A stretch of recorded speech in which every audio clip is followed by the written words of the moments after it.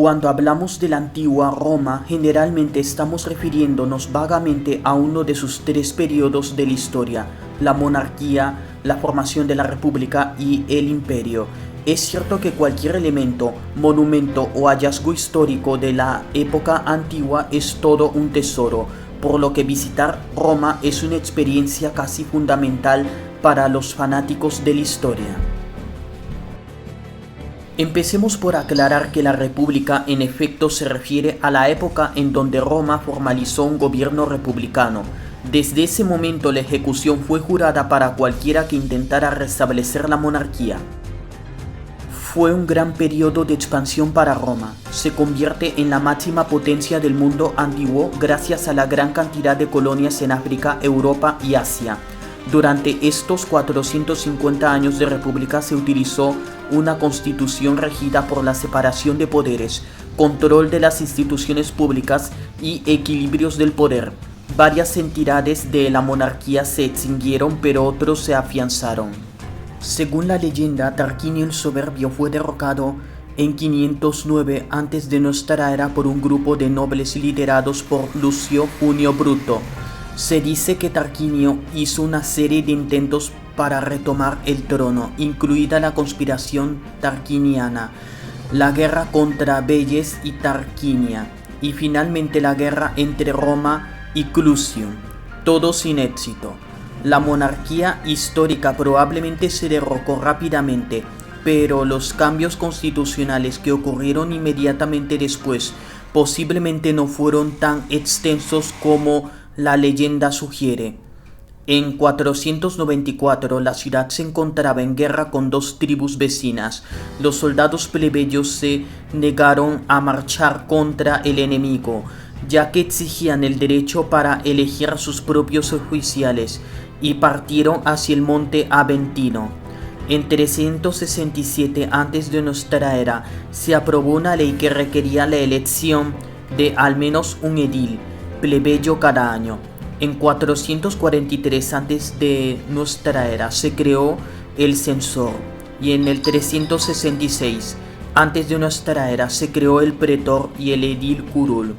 Poco después de la fundación de la República, los comicios centuriados se convirtieron en la principal asamblea legislativa en la que se elegían a los magistrados y se aprobaban las leyes durante el siglo IV antes de nuestra era. Los plebeyos estaban experimentando una crisis debido a la deuda. Según Tito Livio, esta crisis se aceleró después del saqueo de Roma por parte de los galos. Gracias a la ley de Poetilia Papiria se suprimió la servidumbre por deudas. Durante el inicio de la República, solo los cónsules podían nombrar a nuevos senadores. Sin embargo, esta nueva ley otorgaba a los censores este poder y exigía que el censor nombrara a cualquier magistrado recién elegido para el Senado. Para entonces los plebeyos ya ocupaban un número significativo de cargos magisteriales, por lo tanto el número de senadores comunes probablemente aumentó rápidamente. No se produjeron cambios políticos importantes entre el 287 antes de nuestra era y el 133 antes de nuestra era, por lo que la ley Hortensia, promulgada por el Senado, al igual que otras leyes importantes, fue la solución al último gran problema político de esa época. De hecho, los plebeyos estaban satisfechos con la posesión del poder, pero no se molestaron en usarlo. Tiberio Graco fue elegido tribuno en el año 133 antes de nuestra era. Tiberio luego utilizó la Asamblea Popular para impugnar a Octavio. El objetivo de Cayo Graco era debilitar el Senado y fortalecer las fuerzas democráticas.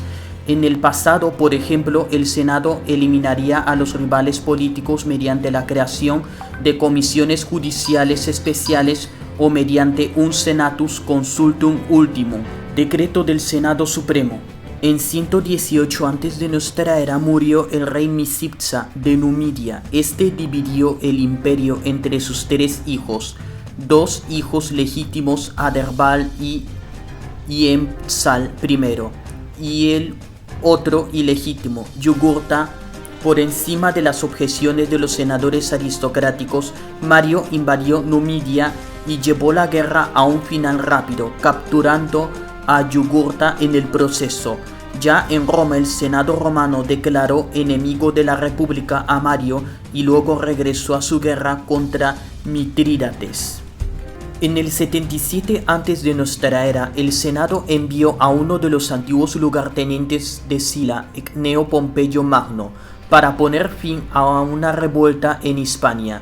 A su regreso, Pompeyo y Craso encontraron que el partido de los populares atacaba ferozmente la constitución de Sila, por lo que intentaron forjar un acuerdo con estos. Para llevar estos planes a cabo, deberían asesinar a los cónsules y a muchos de los senadores, y así Catilina estaría en libertad de aprobar sus reformas. La conspiración se puso en marcha en el 63 antes de nuestra era. El cónsul del año Cicerón interpretó los mensajes que Catilina había enviado en un intento de reclutar más miembros. Por eso, cuando Julio César regresó de su gobierno en Hispania en el 61 a.C., César y Pompeyo junto con Craso firmaron un acuerdo privado ahora conocido como el primer triunvirato. César iba a ser elegido cónsul en el 59 antes de nuestra era. César se convirtió en el cónsul en el 59. César fue nombrado gobernador de 3 provincias. Clodio comenzó a rivalizar a los enemigos senatoriales de César y de sus líderes más obstinados, Catón el Joven y Cicerón, prometiendo tomar el mando de César, y el mandato de César como gobernador se extendió por 5 años. Craso dirigió una expedición desafortunada con legiones dirigidas por su hijo, el lugarteniente de César, contra el Imperio Parto, que resultó en su derrota y muerte en la batalla de Carras. Finalmente, la esposa de Pompeyo, Julia, que era la hija de César, murió al dar luz. Este evento cortó el último vínculo que quedaba entre Pompeyo y César. Un agente de César presentó un ultimátum al Senado, pero fue rechazado. El Senado aprobó una resolución que declaraba que si César no entregaba sus ejércitos en julio de ese año, sería considerado enemigo de la República. Mientras tanto, los senadores adoptaron a Pompeyo como su nuevo defensor contra César. El rápido avance de César obligó a Pompeyo a huir a Grecia, por lo que entró en la ciudad sin oposición. Con Pompeyo derrotado y el orden restaurado, Julio César quería obtener un control indiscutible sobre el gobierno. Los poderes que cedía a sí mismo fueron asumidos más tarde por sus emperadores sucesores. Mientras las asambleas continuaban reuniéndose, presentó a todos los candidatos para su propia elección y todas las leyes para su propia promulgación. Por lo tanto, las asambleas se volvieron impotentes y no pudieron oponerse a él. El asesinato fue encabezado por Cayo, Casio y Marco Bruto. Muchos de los conspiradores eran senadores que tenían diversas motivaciones económicas, políticas y personales para llevar a cabo el asesinato de Julio César. Después del asesinato de Julio César, Marco Antonio formó una alianza con el hijo adoptivo y sobrino y nieto de César, Cayo Octavio Turino. Más tarde, sin embargo, Antonio y Octavio se enfrentaron en una última batalla. Octavio regresó a Roma como amo indiscutible del imperio y luego aceptó el título de Augusto exaltado. Incluso después de recibir varias delegaciones de otros títulos de Octavio, conocido a partir de entonces como Augusto, como el de dictador y el de cónsul vitalicio, el Senado le otorgó el poder de imperium vitalicio.